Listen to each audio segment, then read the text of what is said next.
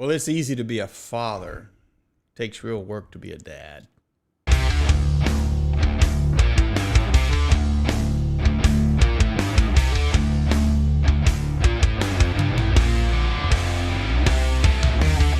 All right, everybody, this is Billy Graff with my buddy Bear. We are getting this day kicked off with the Chaos Project. We're going to do something a little bit different today. Bear's going to actually ask me some questions, and next month I'm going to ask him some questions. And we want you guys to get to know us a little bit better. Absolutely. Somebody brought that up. That actually it was my son. He was like, "Dad, they don't know really anything about you," and the same thing goes for yourself, chap. So sometimes I don't want anybody to know about me. we're going to try to remedy that here today. So you were in the hot seat, my friend. All right. Well, let's get on with it. All right. So today we have Chaplain Reverend Dr. Billy Graff. I know you don't like to publicize that. I know, but I wouldn't be doing the Chaos Project and you any justice, my friend, if I didn't make you a little bit uncomfortable. Well, that's probably true. So I'm sure you're going to return the favor. I'll do the best I can. I can assure you. I'm sure. So today, Billy, tell us a little bit about yourself, man. Where are you from? Well, I'm actually from a little town called Beaumont, Texas. Okay. And I spent most of my life up through high school, and it was a great time and a great place to live at the time. And I always thought I'd go back, but I never really did go back. But it was a different time. And I grew up in the 60s and the 70s. Man. So America was a little bit different back then. You grew up in the 1900s. In the 1900s, yeah. As did I. Thanks, Bear. You're welcome. Yeah. Oh, man. My biological father worked at one of the plants. Okay. I don't really know a lot about him. My parents divorced when I was 4. And my mother remarried the man I call my dad when I was about 5, give or take. So life was.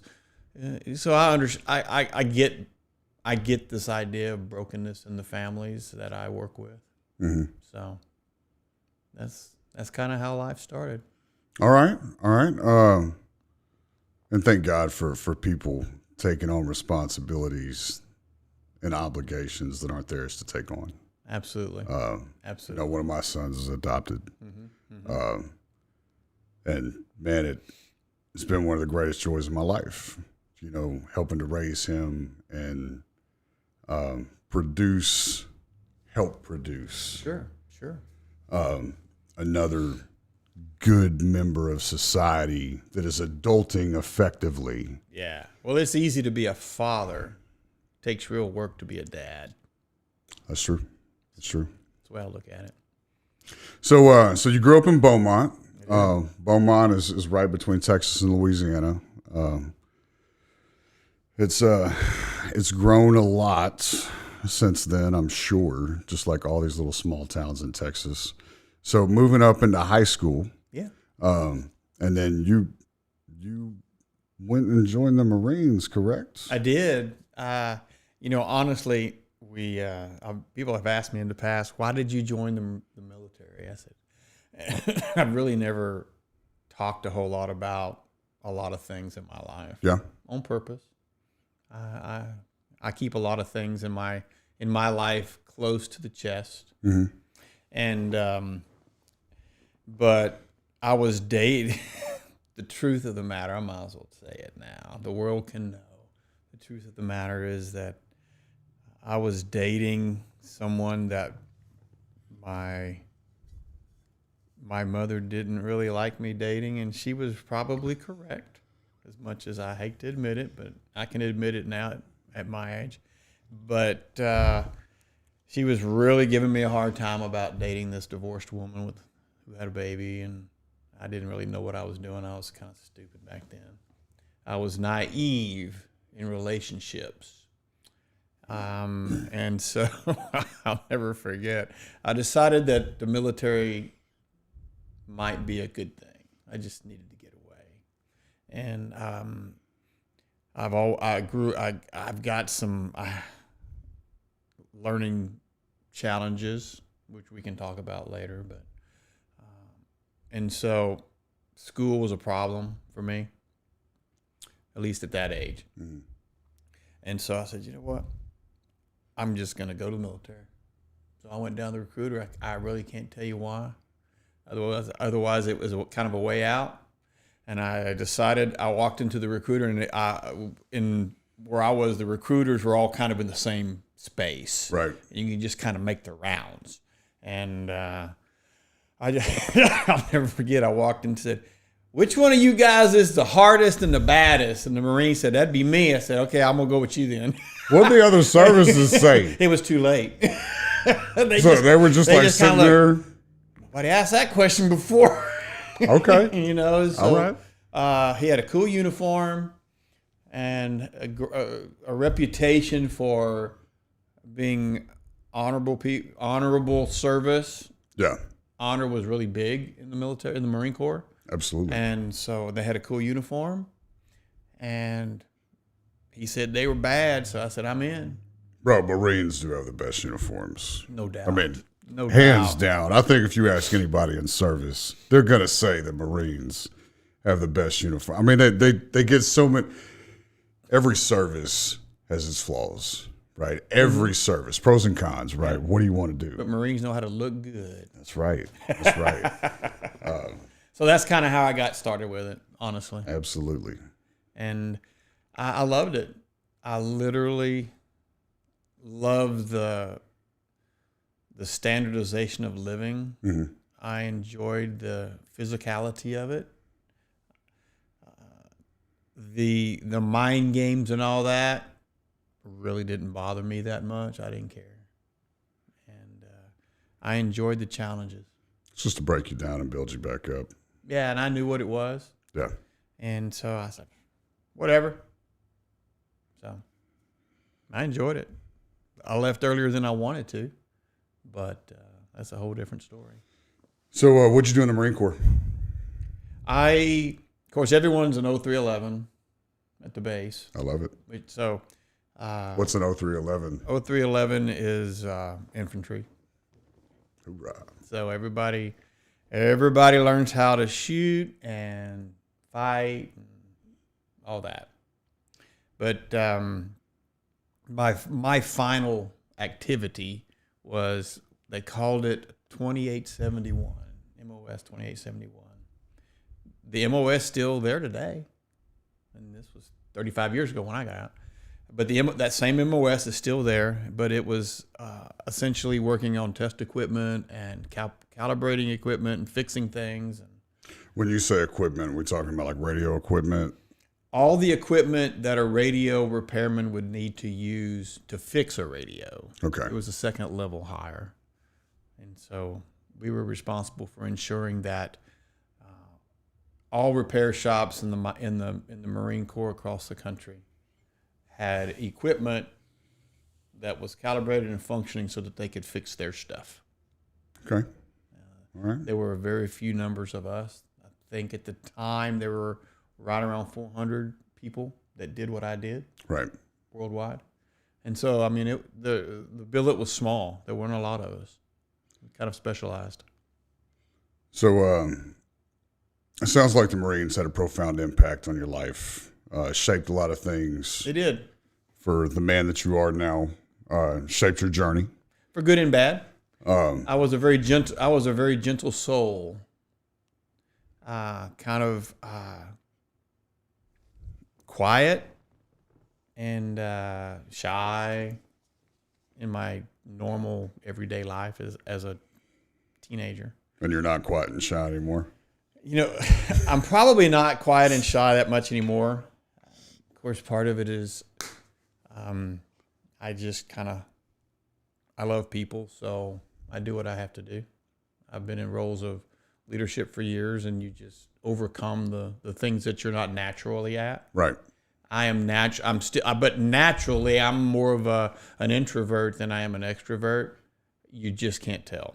Yeah, it doesn't track at all. You can't I would have tell. never picked up on that unless I knew you like I know you. Yeah. Right. Yeah. We all have strengths. Yeah. We all have weaknesses. I asked you for some of your bio. Yeah. And I was looking you up. Anybody can Google Billy. There's a lot of good stuff that he's done over the years. One of the things that, not to jump from one topic to the next, but go ahead. My ADD will go right with you. Go for it. one of the things that really resonated with me when I was reading your bio, it said helping people discover passions, engaging their gifts, and living out their purpose. Yeah. When it really discovering passions and engaging their gifts. What is that? Tell me more. I think a lot of people miss out on what God has naturally equipped them to be by chasing after things that are outside their realm of ability or outside their realm of giftings, talents. We often want to be that which we're not already. And I find a lot of fulfillment in helping individuals really focus their lives on the things they really like, the things they really love, because fulfillment comes not from what you have, but from what you do, I think. True fulfillment. And when you're able to understand your passions for what they really are, and you tap that passion level with a gift or a talent that you have, if you can meld those together, life is more enjoyable and more fulfilling. And so I try to help people identify in their own lives, what is it that's going to make your life as good as it can be? And rarely is it about stuff. When you talk about gifts, and I understand what you mean by talents, but give me an example. I think something like a teacher, for instance. I look at teachers as being a special kind of gift that God has given to you. As if you're a teacher, if you have a passion to teach kids, for instance. Not everybody can do that. Chap, I've had some shitty teachers. I mean, not all of them were great. They were not gifted teachers. Some of them were, and God bless them, man. I still remember my first grade teacher, like the influence that she had on me, right? Yeah. But some of these teachers, man, I mean, God bless them for what they do. It is one of the hardest jobs in the world. You made my point, for instance, if using the teacher as an example. Some people are gifted teachers. Some people are just doing it because it's a job. Okay. And like you said, some teachers are gifted and they can connect and they can interact with the student in a unique, special way, just naturally. Right. That's a gift. I like that. All right. So. Okay. So after the Marines, yes. And if you care to share that story, it's up to you. But after the Marines, what did life hold after that? Well, I was married. Okay. My wife and I had our first child about 6 weeks before I got out of the Marines. I was discharged. And so that was kind of by design, actually. We decided to attempt to have our first child before we got out of the military for an economic reason. Oh, it's expensive. Kids for an are economic expensive. reason, yeah. And lo and behold, it didn't take near as long as we thought it would. But my eldest son was actually born in North Carolina. 6 weeks later, we were discharged. All was good, and we went back to Texas. Were you at Lejeune? Cherry Point. Okay. I was in Cherry Point. I've been to Lejeune, many times. Okay. But, my last 2 years were basically Cherry Point. I was on an air base. I was actually part of a squadron, not a, so Yeah. I lived a different thing than most of the Marines. Okay. But it was good. I mean, I got into oil and gas when I got out. I did everything I could not to come back to Beaumont, Texas.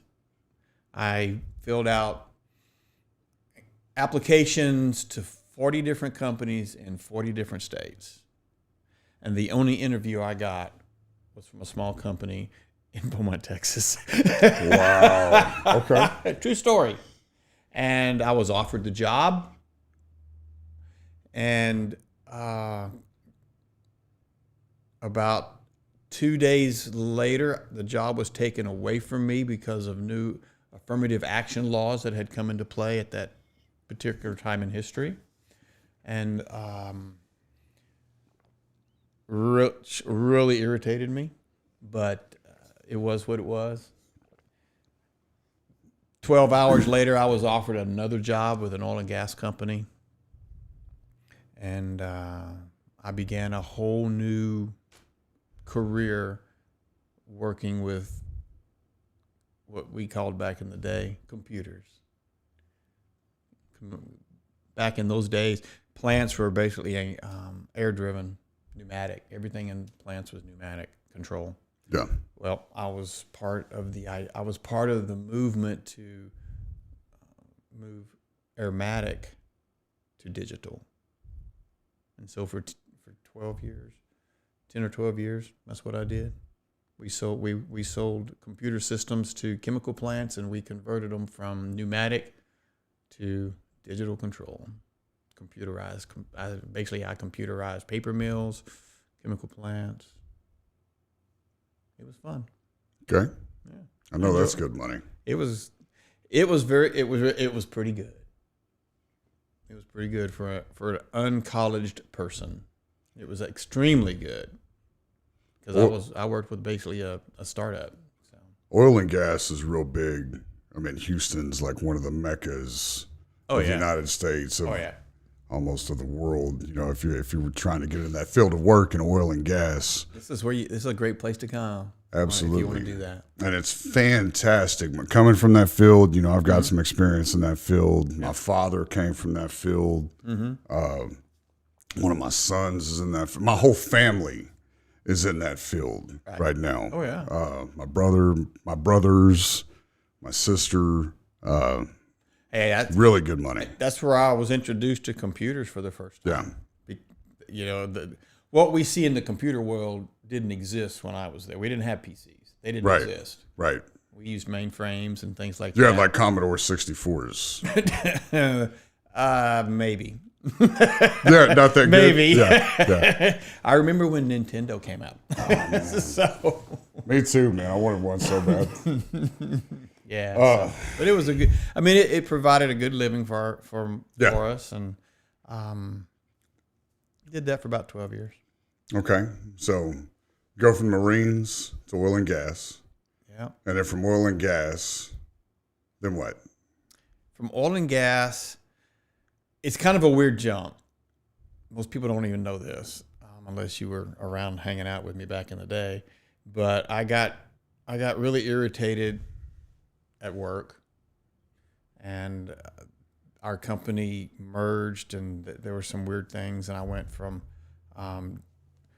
really designing and installing stuff and maintaining stuff, computer equipment, to selling all the peripherals that we controlled, valves and radar equipment, all kind of stuff, and transmitters. It wasn't as much fun. Remember, I'm not naturally an extrovert. And I'm a people person. I'm a great people. Right. I was a people person, and I still am to this day. But I was not a great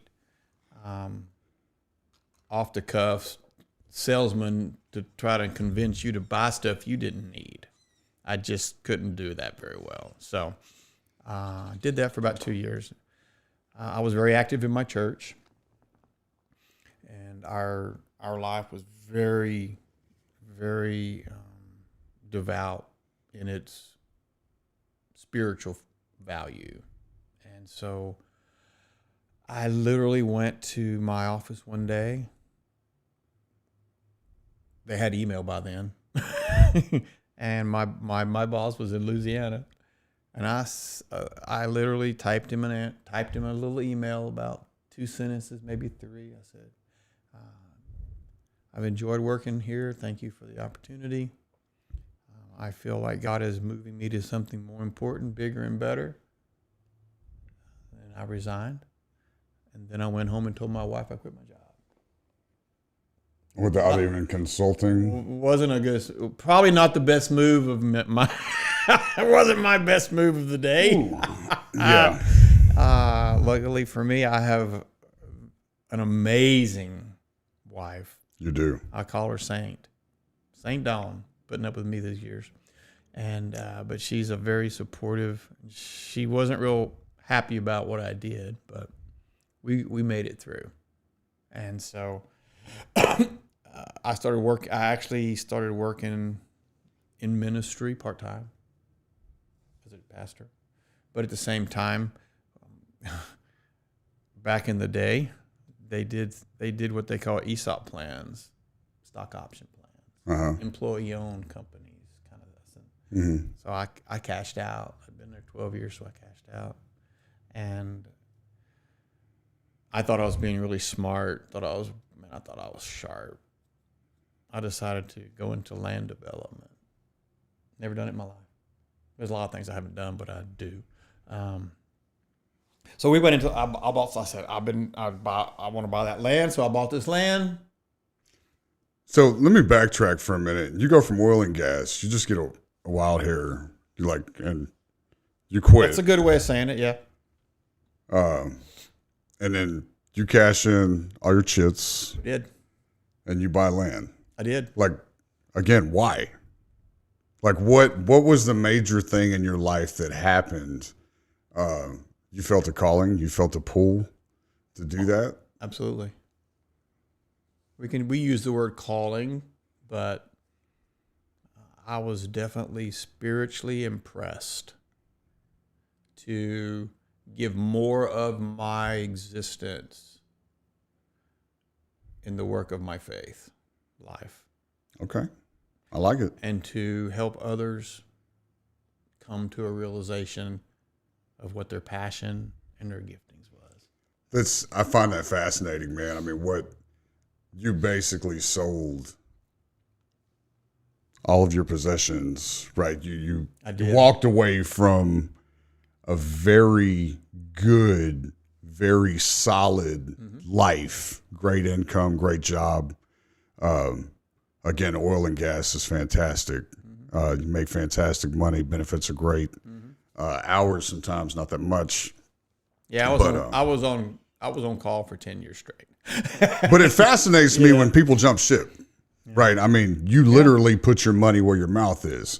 You took that step. You took the Nestea plunge. Oh, absolutely. I mean, I definitely made a decision based on my faith system. That's awesome. There's no doubt.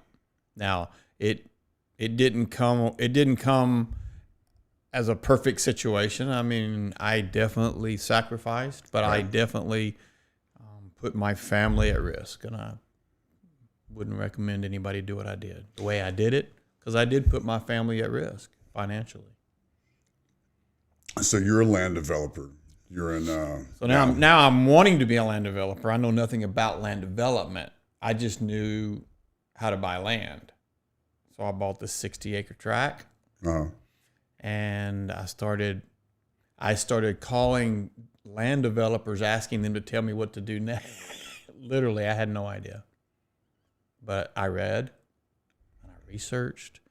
I talked to lawyers and CPAs and contractors, So I kind of got a basic idea of what I needed to do. I went down to the bank and borrowed money, a lot of it, and all of my cash was basically collateral. So I basically collateralized my life for this idea, this drive that I had to do something. At what point during all this did you start going back to school and becoming interested? Many years later. Okay. Many years later. So about I did the land stuff we did for about 3-4 years. Okay. And then I knew it was time to take a deeper plunge. At that point, it was part-time ministry work, Okay. land development. There were very good ups and downs with the development stuff. I learned a lot, though. Things I've been using all my life since, in many ways. But it was I was 35, and a friend of mine came over to my house. We lived in a real nice house in my new subdivision I built. And he said, "Hey, I want to go take some classes at seminary." I said, "Oh, I'd like to do that. I'll go with you." And so I signed up for the first time at seminary. Now I don't have a degree. I went to college for 1 quarter before I went in the Marine Corps, and that's all I've got. All I did, and I did a few classes while I was in the military because they were free. But I said, I'd like to do that. And the university we were going to go to had just developed a brand new program for people over 26 to put out. They had created an opportunity for experiential learning credit. It's no big deal now. Everybody does it now, but back then it was a new thing. Yeah. Sounds fancy. Yeah, but I got credit for my military training. Tracking. They gave me some hours. So we went. And I fell in love with learning again. Of course, with dyslexia and some learning challenges, I was told when I was a kid that I would never finish high school. And high school was hard, there's no doubt. But I fell in love with the study of theology. What about theology interests you?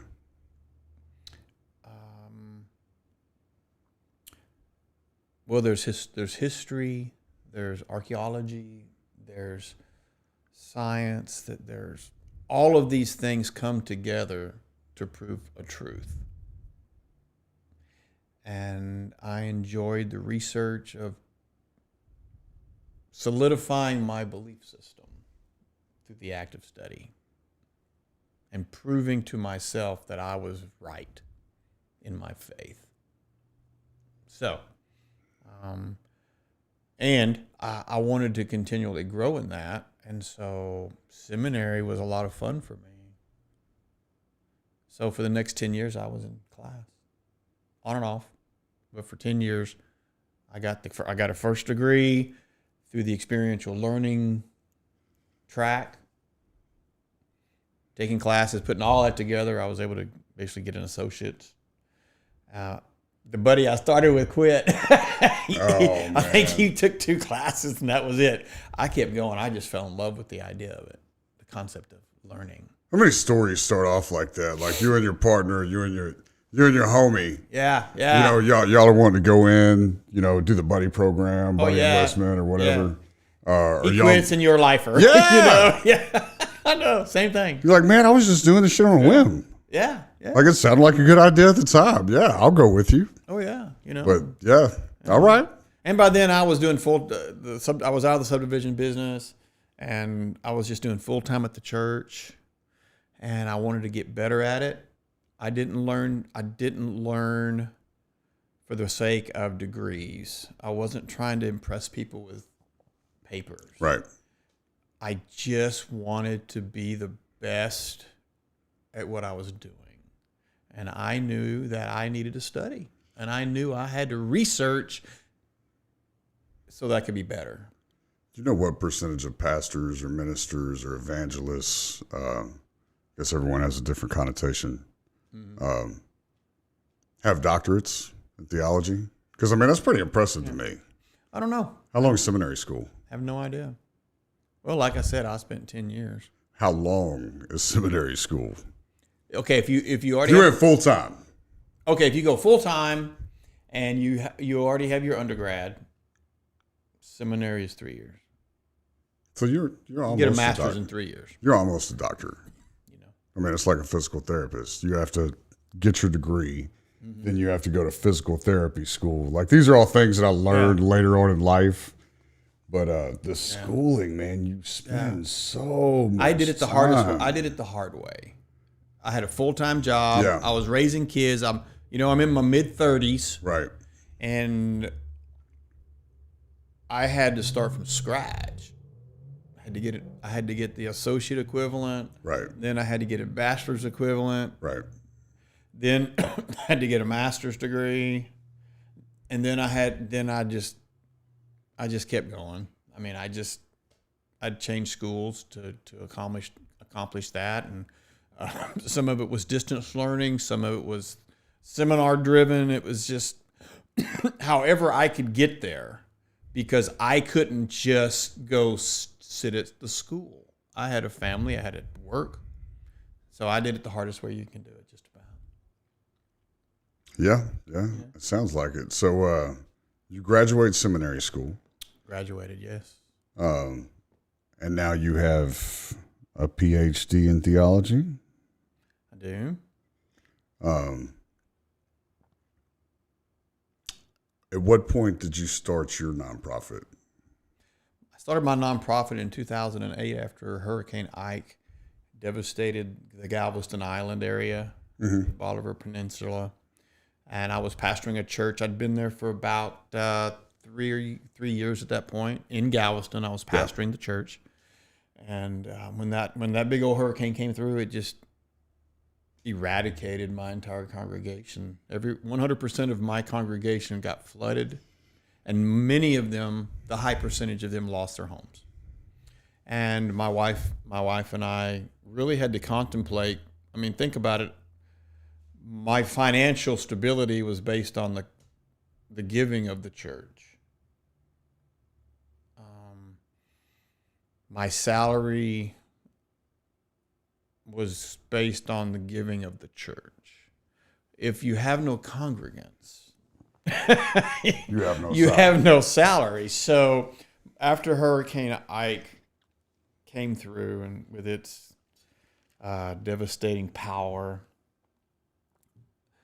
my wife and I woke up with a house that was flooded we couldn't live in, a church that basically had no one to show up to because they all got flooded. No one there to give. No salary. Right. No way to pay our bills. And that all happened overnight. So I lost my house and I lost my job. And we really had to, gosh, now that I'm thinking about this stuff, I hadn't thought about this in years. Sounds like a Job moment. Well, we had to make a decision. Now, 2 of my kids were off at college by now. I still had one at home. Yeah. And we had to make a decision. And the decision was, do we leave the island because we have no visible means of support? Right. And go find our job somewhere, another church, or do we stay and minister to the people of the island? My wife and I decided that God wanted us to stay. We stayed. And in the middle of staying, we started helping a couple of people here and a couple of people there that were in our church, different families. And we, after that, we just began to gut houses and those types of things. And so when we did, we definitely began to wonder, what is this going to look like, you know? And so as we did that, the word got out. There's this crazy preacher down in Galveston who's just helping people with no money. I mean, literally, you know? And at that point, we wanted to be able to raise some money. Some folks had called and said, hey, we want to donate. Right. And so, but they needed something to donate to. So we quickly incorporated iConnect Outreach, got with the state, and got a 501c3 in like 28 days because of the stuff. So that's really where it started, 2008, because of that. And we stayed, and for a year and a half, we just helped people recover on the island. And that was the beginning of my nonprofit. You've done a lot of work over the years, you know, that whole servant leadership aspect. Yes, sir. You've taken that to a whole new level. Probably, if you compare to, and most people don't even know we did it because for whatever reason, I never felt comfortable touting what we were doing or touting who we were. I just wanted to do it. I literally felt led to do it. And I know most people don't understand what that means, but I was spiritually driven to do what we did. And we helped almost 300 families rebuild their homes in that first little round, and we had thousands of people come down and stay in our little building it was a church, but it was basically a housing development. Right. It was a housing facility for wayward volunteers, I called it. And we just reached out and helped people. And to this day, if I told you the name of my nonprofit, you wouldn't have ever heard of it. But I can tell you that we have helped over 1,000 people just with housing needs. We've rebuilt close to 700 new houses. We built like 25 houses and given them away to people who needed them because they didn't have one. We've logged in over 700,000 hours of volunteer time with all the volunteers, the tens of thousands of volunteers that we've worked with over the years. That's impressive. You know,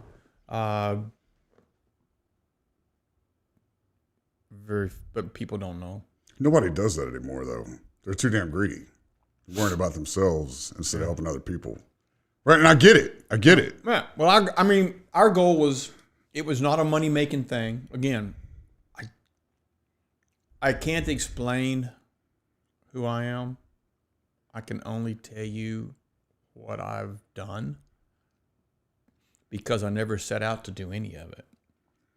There was never a goal my life has really been led for the last 30 years by an inner drive to serve and to help people. But at a certain point, you don't have to explain. One, you don't owe anybody an explanation. Two, the work speaks for itself. Right? Actions always speak louder than words. Putting your money where your mouth is. You know, that's impressive, man. I mean, after you do this, you start iConnect Outreach in 2008. Yes. You're doing years of work. And I'm pastoring churches along the way. And you're helping rebuild churches, revitalize. Oh, yeah. We physically revitalized and rebuilt.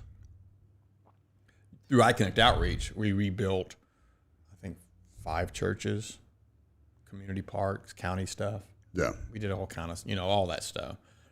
In my ministry work, I focused on the smaller churches, and I was doing what we call revitalization work. It really didn't have much of a name back in the day when I started doing it, but I often took on the small plateaued churches and tried to bring them back to life, helping the people come back to life in their faith. definitely never a money-making gig. You know. Yeah. But it's all about that service heart, which, you know, we talked about passion and gifting earlier in life in this conversation, and I truly believe that one of my passions is just serving people, this humanity thing. And in a weird way, God has gifted me to do some things and to be driven in such a way that sacrifice is really easy for me. Time commitment is very easy for me. So I wish more people felt that way, because it seems like everybody is so damn greedy. And that's unfortunate. Mm-hmm. So you go from iConnect Outreach, which you still run iConnect Outreach. Oh, we're still doing. We're remodeling a little bit as I've gotten older. Hurricane chasing isn't near as easy anymore. Yeah. Okay, so we're remodeling a little bit, but we're going to continue to serve and to develop some new ideas on how do we serve more of our local community. Right. I believe now you're looking at veteran housing. Yes, we have. You know, I've got so much background in housing and Right. construction and all of those things that it just kind of fits. Right. That we try to help veterans who are down on their luck and just need I just want to lift people up to help them become everything God wants them to be. And not just veterans, but first responders as well. I mean, Yep. Our guardians in this country are not loved the way they should be, and they're not respected the way they should be, in my opinion. And I want them to know that there are those of us that have a high respect for their service, their sacrifice, and their willingness to protect me and my family. I think George Washington said something along these lines. You know, a nation will be judged by how well it treats its greatest resource. Yeah. Its veterans. Veterans, absolutely. You know, I mean, we're speaking English today. Yeah. Go think a vet. Yeah. So I don't give a shit what side of you can be. I don't care about your political affiliation. If you fought for this country, Thank you. If you ride on an ambulance and you help people in the middle of the night, if you're willing to put your very life in danger by carrying a firearm and protecting us from the criminality in this country, you are my hero. That deserves a modicum of respect. And I think we as a country should be more respectful. So I can't control anybody but myself and my family. I taught my kids the principles of respect. Right. I live it. Don't really care what anybody else does. I will do my best to exemplify what my words mean. So we chat a lot. We talk a lot. Yeah, we do. You know, it is. I believe God places people in your life along your journey. Yeah. Most of them you need, some of them you don't. And we became friends, I think, right about the right time. Yeah. For what I needed. You recently ran for public office. Oh, you want to go down that path? Yeah, I did. I ran for 2 different I absolutely do. I definitely did. When the disaster relief work was kind of slowing down, we don't do what a lot of these nonprofits do. Every dollar we raise, we give. Every dollar we raised, we gave away. My little nonprofit's 16 years old, and I've only received salary, I think, a total of maybe 2.5, 3 years the most. And that was only because I quit my other jobs to do full-time hurricane work. That's not common at all. Like, there is a severe lack of transparency. Our goal when I developed this nonprofit, my goal was to give away 98% of every dollar that came in. Wow. And to produce for every dollar a $3 value. Right. And we did. And we have. And I plan to continue that same philosophy as I go forward, revamping and redoing. When people donate to what we do, our goal is not to pay me or anybody else that works for me big money.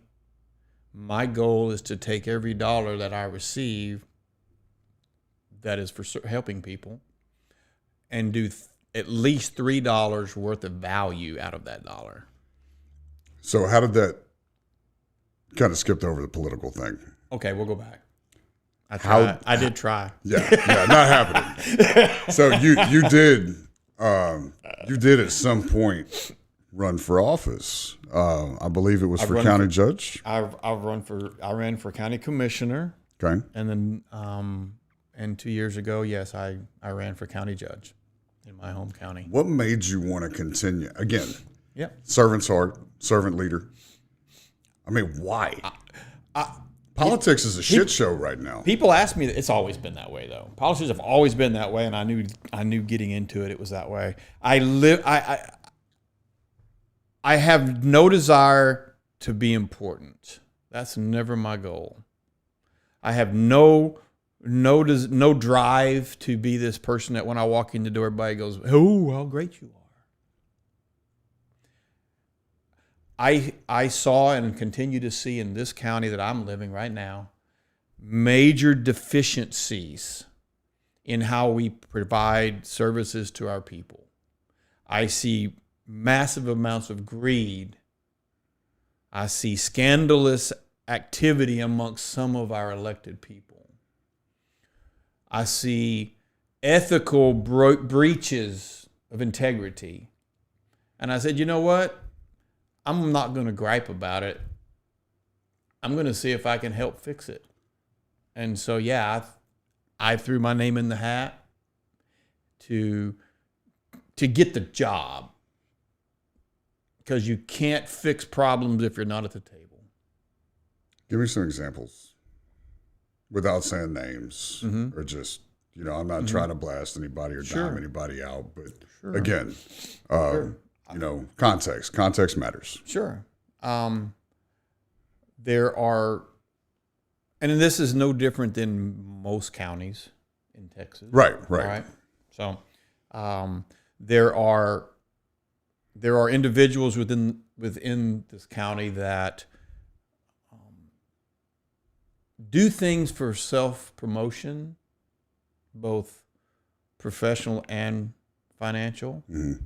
There are individuals who partner with questionable actors for the sake of self-growth financially. There are processes that I think steal money from the common man. Taxation is run amok. There's so much greed that I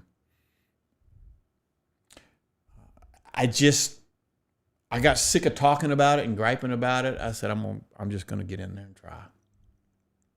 So I did. I got in there and tried. I wanted to bring one of my campaign, I want to bring ethics back to politics, in our county at least. I believe, I know that bid was unsuccessful. Yes.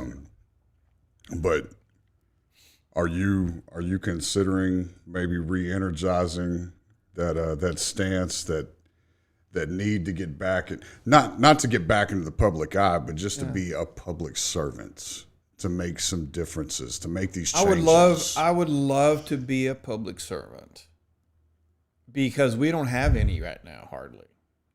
We have a lot of elected people that call themselves public servants, but I don't see a lot of service.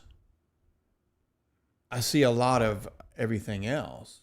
We do have some people here. I know most of the people that I've not personally know, but I've met and have talked with the majority of everyone in office here in this area. So I know a lot of the players. And we do have some people that are fantastic people. They're doing it to serve the people of this county. But it's a small group. It's literally a small group. And I just want to see integrity brought back to the political realm, and the only way that integrity can be brought back, we got to change who's in the seats. I mean, we've talked about this before. I don't even think you should be eligible to hold any type of public office unless you were a veteran or a first responder, right? I mean, unless you have ran into harm's way on somebody else's behalf. And again, we all have different gifts. Right. We all have different talents. Right. But how are you going to send somebody else in to possibly their death?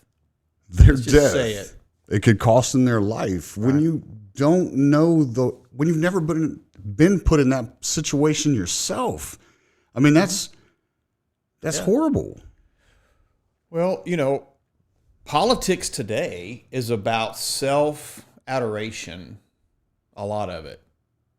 The idea of service it's hard to find. I mean, it's really hard to find candidates that are running because they want to serve. They either want a big paycheck, they want the prestige, they want the power, they want name recognition, they want to be important, blah, blah, blah, blah, blah. They're not all that way, because I personally know some here in this county that they got into service to serve. And I have high respect for those people. And they could call me tomorrow and I would help them do what needs to be done. Right.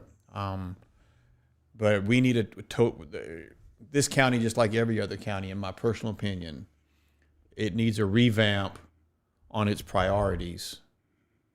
And would I help do that again? Would I run again? If that's what you're asking me. I'm pastoring a church. I love I'm 100% involved in the pastoring work, and that I hope the Lord always lets me do. But for me to step back into that realm, there are probably some areas that I would still want to help and serve. But they would have to call me now. I sacrificed for 4 years to try and provide an opportunity for the community to have an option. Let me ask you this question. What office would be most lucrative? What would you want to run for? 2, what would you do? What would you change if given that opportunity? King for a day. How would you fix it? I still think the county judge role, even though the commissioners have most of the power because most of the funding goes through their offices. Okay. But I still think that the role of the county judge, if done right, could literally start some new directional thinking on how to serve the people of the county. What does that mean? What does that mean? Like, what would you change? What would you do different? I would change the ethical approach to how we serve people, number one. I would change the transparency level. I would create opportunities for more of the public to participate in the process of decision making. These are all things that I offered to do when I ran.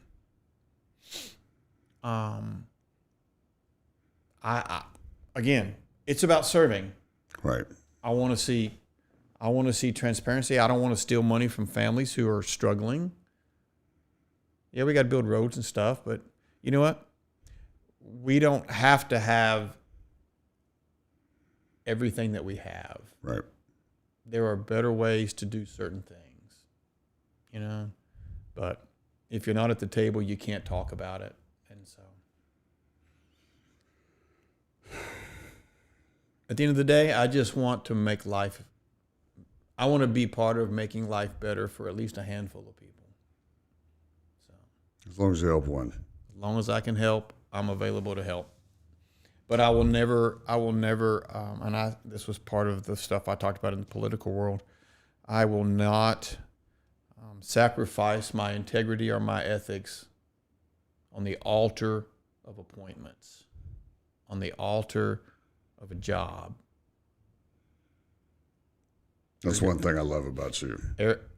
Ergo, I didn't make it. Right. The bid didn't go because I wasn't willing to go down certain roads for one thing. Right.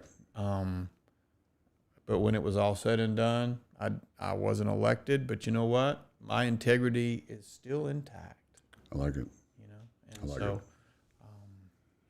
But hey, I'm open to whatever God moves. So right now, I'm trying to build a church for the community that I'm in, and we're trying to create initiatives to help those that need help. Right. And love and hope. And right now, that's what's important. I like that. I wish more people took that approach. So, I'm a weird duck, man. This is extremely uncomfortable for me to talk about these things. If you had to give yourself some advice, right, 18-year-old self, would you go back and tell him? I'd say study sooner. Figure out your passion and just be truth with it. Be true with it. Don't chase idle ideas and idle wants for the sake of trying to be important to society. Find those things that make you happy and touch you personally and fulfill you. And be the very best at what that does. And life is a lot better. That's what I tell myself. Because I made a lot of mistakes in my younger life. You got any advice or words for wisdom for anybody who might be listening? I'll go back to my basic statement. Find your passions. Understand your giftings. Stop chasing what the world wants you to think you need.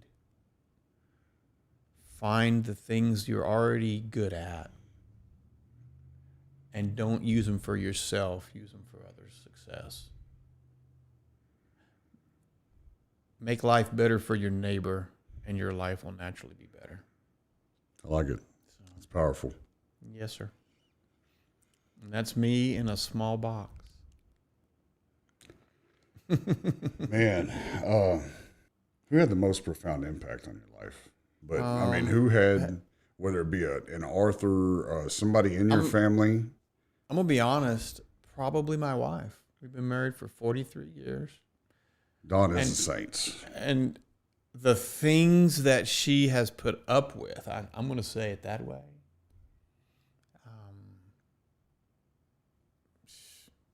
Dude, I've chased a lot of little rabbits over the years, trying to do the right thing. Okay? Had a little run with ego at one time. And, she's always been there and supportive. And she definitely brings a little wisdom. I can be a little spontaneous in some things in my drive. Oh, I want to do this. I want to do a podcast. Or I want to start another something. I want to try this. Right. She is really the sounding board that sometimes brings a little wisdom to the chaos in my world. She really does. And I'll tell you, our life together is better today than it's ever been. 43 years in. So I'm a lucky man. I like it. You're doing something right. I mean, if you have been married for 43 years, I mean, and even in today's climate, I mean, I think that's a true measure of success. I mean, the time put in, that tenure in a marriage. I don't know very many people that. It's a dying truth. It's a dying truth in this culture.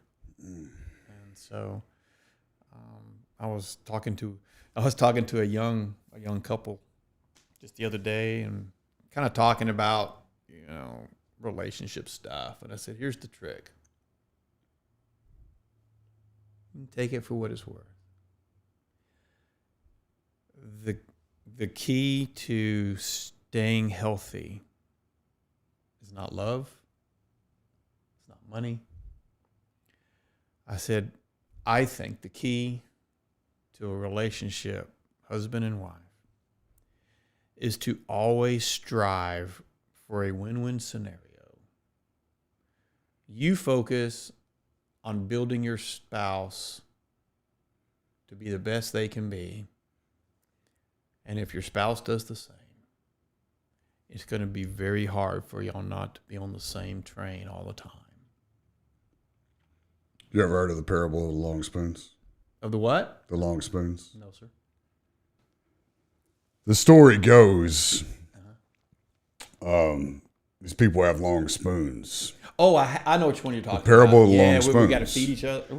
Feed each other. You have long spoons, you can't feed yourself. Every time you try to feed yourself, you fail.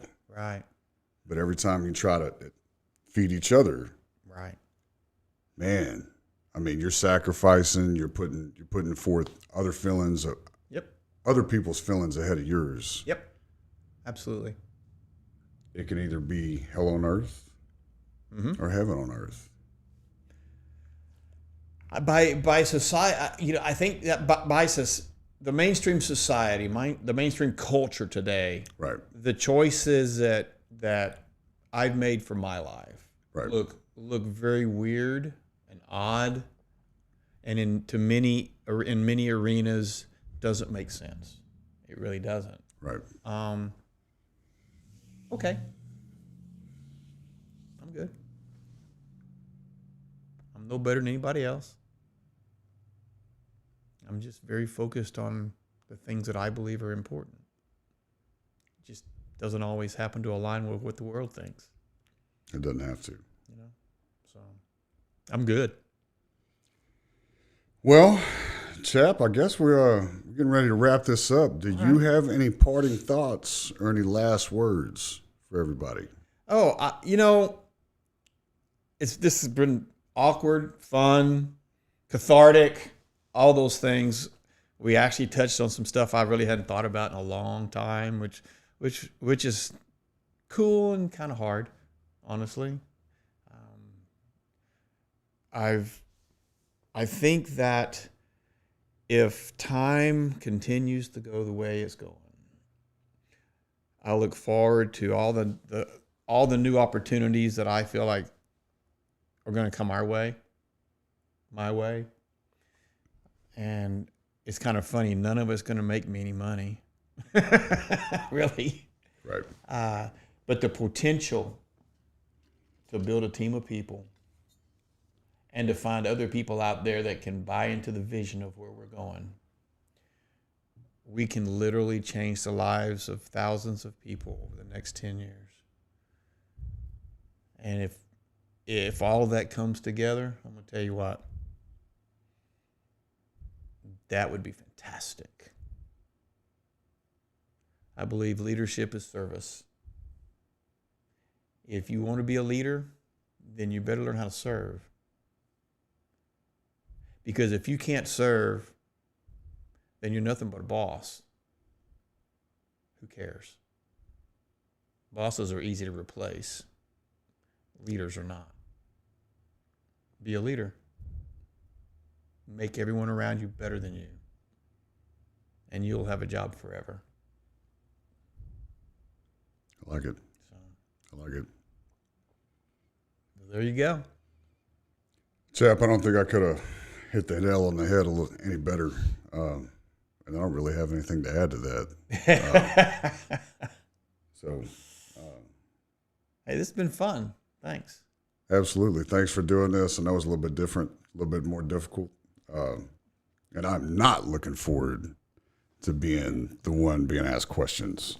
But yeah, it's a lot more fun to ask the questions than to answer. we will definitely get through that. So, yeah, we will. Man, I appreciate you doing this, my friend. Hey, and it's been fun. Yeah, with that being said, We've had Dr. Billy Graff. This is Bear. We'll catch y'all on the flip side. See you guys later. Have a great one.